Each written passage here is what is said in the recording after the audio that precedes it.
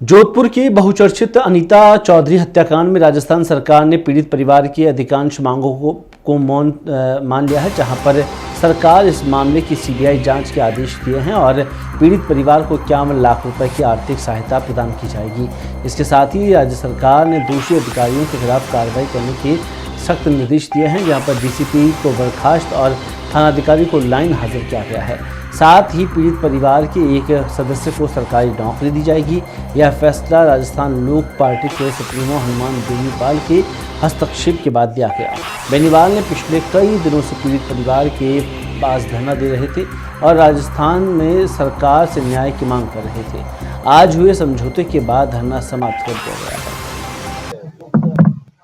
मैं सबसे पहले तो जिस प्रकार से राजस्थान के अंदर और जो शांति सिटी के नाम से जो जोधपुर शहर जाना जाता है, कि जिस प्रकार का जघन्य और एक जो बोलना चाहिए निर्मम हत्याकांड हुआ है, मैं इस हत्याकांड को जैसे भारतीय जनता पार्टी की ओर से घोर निंदा करता हूं। जिस प्रकार से एक मानव शरीर के उनको काट काट कर टुकड़ों के अंदर जो एक विभत्स्य दृश्य है, जिसको आम आदमी देख नहीं सकता, इस प्रकार की घटना का एक सभ्य समाज में कहीं पर भी कोई जगह नहीं है। और इस घटनाक्रम का 36 कौम घोर निंदा करता है और भविष्य के अंदर भी इस प्रकार की घटना न हो। मैं आपके सभी चैनलों के माध्यम से और सभी समाज के 36 कौम से इस बात का मैं जो निवेदन करूंगा कि हमेशा अपने बच्चों को, अपने परिवार को घर के अंदर अच्छे संस्कार दिए जावे। जैसे बच्चा किन के साथ उठ रहा है, किन के साथ बैठ रहा है, अपना परिवार का सदस्य किन के साथ जा रहा है और किन के साथ नहीं जा रहा है, क्योंकि इससे पहले भी इस प्रकार के शरीर के डेड बॉडी के टुकड़े काट काट कर फ्रीज में रखे गए, उस घटनाक्रम से भी आप और हम लोग सब परिचित हैं। इसलिए आपके जो चैनल के माध्यम से मेरा ये निवेदन रहेगा कि घर परिवार के लोग भी अपनी जिम्मेवारी समझे और भविष्य के अंदर ऐसी किसी भी प्रकार का घटना को, कोई ऐसा अपराधी जो इस प्रकार की घटना को अंजाम न दे सके, ये मेरी सर्व समाज से भी अपील है। और सरकार का जो रुख है वो पहले ही दिन से जो सकारात्मक रुख रहा है। और मैंने पहले भी बताया था कि सरकार के चारों खाने और चारों दरवाजे जैसे बातचीत के लिए खुले थे। हमारे जो सांसद महोदय आदरणीय हनुमान जी कल पधारे, जैसे कहीं पर छोटा मोटा जैसे कोई कम्युनिकेशन गैप था, वो कम्युनिकेशन गैप भी दूर हो गया। हमारे आदरणीय देवेंद्र जी जोशी साहब भी मौजूद है। जो सरकार की तरफ से घोषणा है, वो पहली घोषणा यह है कि इस परिवार को न्याय मिले, ये सबसे मुख्य मांग थी।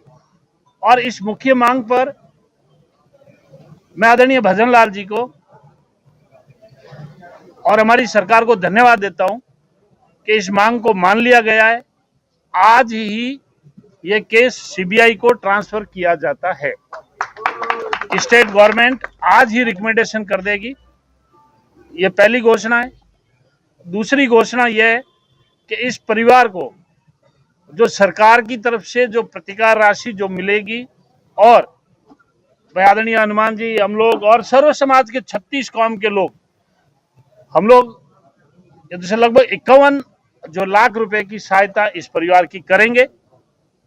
और तीसरी घोषणा, जो यहाँ के डीसीपी साहब है, वो अभी हाल फिलहाल उनको यहाँ से रवाना कर रहे हैं, और अन्य भी कोई भी अधिकारी जो इस जो प्रकरण में यदि कहीं पर ढिलाई या कहीं पर लापरवाही यदि रखी गई है, तो एक जो संभागीय स्तर पर एक कमेटी बन रही है, वो संभागीय स्तर की कमेटी जांच कर लेगी। उसमें कोई भी अधिकारी जो दोषी होगा, वो कमेटी जांच कर वो कमेटी अपनी रिपोर्ट देगी। और इसके साथ में जो सीआई सरदारपुरा है उनको वहां थाने से हटाकर ये पुलिस लाइन में भेजा जाएगा। विगत 20 दिनों से अनीता चौधरी की जिस तरह निर्मम हत्या की गई उससे पूरा राजस्थान दहल गया और जिस तरह शव के टुकड़े टुकड़े करके दफनाया गया और परिजन लगातार 20 दिन से पहले एम्स के बाहर धरना देने का प्रयास किया, वहां इनको नहीं देने दिया गया, फिर वहां गए आपके भगत की कोठी, वहां से इनको हटा दिया। तो वीर तेजाजी मंदिर कुड़ी भक्ताश्री के अंदर जो पिछले कई दिन से बैठे हैं और दुर्भाग्य की बात है कि दिवाली भी इन लोगों ने यहाँ पे मैं जो तमाम टीम है यहाँ जो इसको लेके न्याय के लिए लड़ाई लड़ रही है इनको तो मैं धन्यवाद दूंगा कि और परिजनों को भी धन्यवाद इस बात का, अनीता जी के पति मनमोहन जी और उनके बेटे को, कि हिम्मत और हौसले के साथ इन्होंने लड़ाई लड़ी और इस लड़ाई का ही परिणाम है कि राजस्थान की सरकार ने इनकी बात सुनी। हम सब के संघर्ष का ही परिणाम है हम सब लोगों के कि भाई इस मामले के अंदर मोटा मोटा इनकी जो मांग थी कि एक बार इसकी सारी परतें खुलनी चाहिए। इसमें कई लोग और आ रहे हैं क्योंकि एक व्यक्ति अकेला इस तरह शव के टुकड़े करके नहीं कर सकता और वहां ब्लड नहीं मिले, सारा कुछ नहीं हो, तो इसमें कहानी अलग नजर आ रही है और कहानी जो आ रही है उसमें कई सफेद पोस्ट लोग भी पीछे नजर आ रहे हैं। तो इसके लिए सीबीआई जांच करे, ये प्रमुख डिमांड थी कि मामला सीबीआई को जाए, सीबीआई जांच करे। दूसरी डिमांड इनकी थी कि यहाँ कुछ एसएचओ डीसीपी के बारे में इनकी डिमांड थी, भाई इनके रहते हुए काम ठीक नहीं हुआ या मुलजिम टाइम पे नहीं मिल, जो इनकी बात थी। दूसरा मुद्दा इनका ये था पुलिस अधिकारियों का, और तीसरी मुआवजे की मांग थी कि कंपनसेशन राजस्थान सरकार और बाकी लोग मिलकर करें, और चौथी नौकरी की बात थी।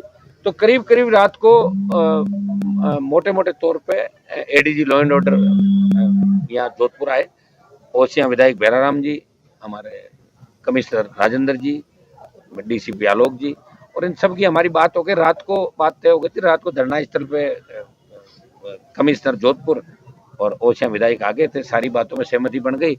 और चूंकि रात को कंफर्मेशन 3-3:30 बजे हुआ नहीं, तो सुबह 7 बजे कंफर्मेशन हो गया और जो इनकी मांगे थी वो करीब करीब इनकी मांगे परिजनों की मान ली गई और आज ही ये केस सीबीआई को ट्रांसफर करने की घोषणा सरकार करेगी। बाकी की जो बात है, जो घोषणाएं हैं, और सरकार की तरफ से जो प्रतिनिधि के रूप में हमारे बीच उपस्थित भैराराम जी और आलोक जी बैठे हैं यहाँ सरकार की तरफ से, तो और एमएलए साहब हमारे देवेंद्र जी जोशी, जो भी इस मामले के अंदर ये चाह रहे थे पहले दिन से कोई न्याय होना चाहिए और ये अन्याय वार परतें खुलनी। हर व्यक्ति चाहता है कोई कत्ल अगर होता है तो उस कत्ल के पीछे कौन लोग हैं वो पर्दाफाश होना चाहिए, हर सरकार की मंशा रहती है। तो मैं एमएलए साहब हमारे जोशी जी को भी धन्यवाद दूंगा कि इस मामले के अंदर। डीग जिला कलेक्टर उत्सव कौशल ने एक बैठक में अवैध खनन पर कड़ी कार्रवाई के निर्देश दिए। बैठक में परिवहन, खनन और राजस्व विभाग के अधिकारियों ने भाग लिया। पिछले एक साल में 198 ओवरलोड वाहनों के चालान काटे गए और 67 वाहन जब्त किए गए हैं। परिवहन विभाग के आंकड़ों के मुताबिक वित्तीय वर्ष 2023-24 में 39.37 लाख रुपए की प्रशमन राशि वसूली गई है। चालू वित्तीय वर्ष में भी इसी तरह की कार्रवाई जारी है। राज्य सरकार की एम्निटी स्कीम के तहत 629.31 लाख रुपए की राशि प्राप्त हुई है। इसके अलावा ओवरलोड चालान के संबंध में 8 महीने में 56 लाख रुपए से ज़्यादा की वसूली की गई है। कलेक्टर ने खनिज अभियंता को पहाड़ी क्षेत्र पर विशेष ध्यान रखने के निर्देश दिए हैं। उन्होंने प्रदूषण नियंत्रण के लिए ग्रेप स्टेज 4 नियमों का हवाला देते हुए खनिज विभाग को डीग जिले में किसी भी प्रकार की खुदाई गतिविधियों पर रोक लगाने के निर्देश दिए हैं। साथ ही उन्होंने नारकोटिक्स के खिलाफ जागरूकता अभियान चलाने के भी निर्देश जारी किए हैं। सीकर के नवलगढ़ पुलिया 4 लेन प्रोजेक्ट के अंतर्गत अतिक्रमण हटाने की कार्रवाई शुरू कर दी गई है। जेसीबी की मदद से अतिक्रमण को तोड़कर हटाया जा रहा है। इस कार्रवाई के दौरान किसी प्रकार का कोई विरोध सामने नहीं आया, लेकिन मौके पर पुलिस और प्रशासन के अधिकारी मौजूद रहे। जिला प्रशासन ने नवलगढ़ पुलिया 4 लेन प्रोजेक्ट के लिए 27 दुकानों और 6 मकानों को अतिक्रमण मानते हुए नोटिस जारी किए थे। इन नोटिसों में उन्हें 19 नवंबर शाम 4 बजे तक अतिक्रमण जगह से अपना सामान हटाने के निर्देश दिए थे। इसके बाद से ही अतिक्रमण तोड़ने की कार्रवाई जारी है। हैदराबाद की स्थापना के 206 वर्ष पूरे हो गए हैं और वर्ष 1818 में अंग्रेज जनरल सर डेविड ऑर्टनौली ने इस नगर की नींव रखी थी। नसीराबाद का इतिहास गौरवशाली रहा है। इसमें स्वतंत्रता संग्राम में महत्वपूर्ण भूमिका निभाई थी। नसीराबाद में अंग्रेज़ों ने छावनी की स्थापना की थी और यहाँ कई ऐतिहासिक इमारतें मौजूद है। आज़ादी के बाद नसीराबाद में शिक्षा, स्वास्थ्य और अन्य सुविधाओं का विकास हुआ और यह शहर अजमेर से 22 किलोमीटर दूर स्थित है और अरावली पर्वतमाला की गोद में बसा हुआ है। आज भी नसीराबाद अपनी समृद्ध संस्कृति इतिहास के लिए जाना जाता है।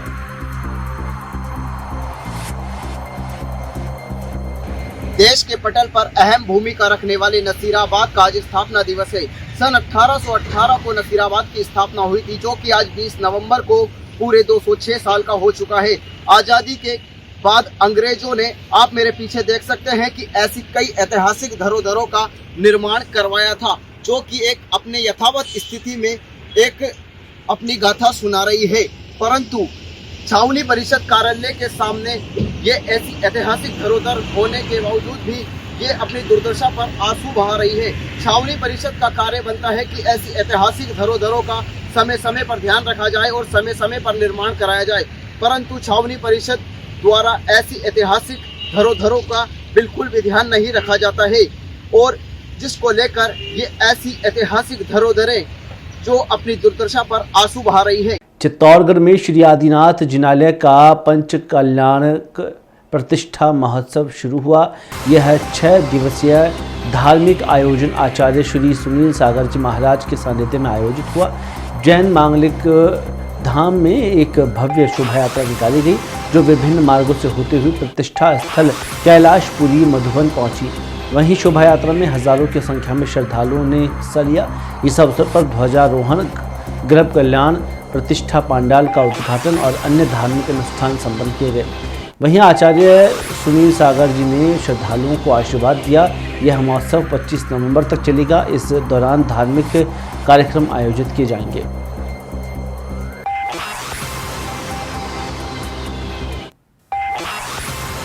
राजस्थान राज्य भारत स्काउट गाइड जिला मुख्यालय सिरोही द्वारा आयोजित 5 दिवसीय जिला स्तरीय स्काउट गाइड प्रतियोगिता का शुभारंभ राज्य सरकार द्वारा उच्च माध्यमिक विद्यालय अजारी के खेल मैदान में हुआ।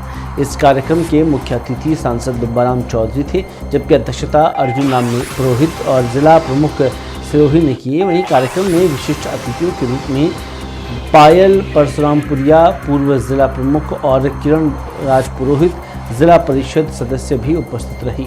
सांसद दुब्बाराम चौधरी ने स्काउट मुख्यालय के लिए 11 लाख रुपए राशि देने की स्वीकृति की है। उन्होंने कहा कि स्काउटिंग से बच्चों में अनुशासन और सेवा भावना का विकास होता है।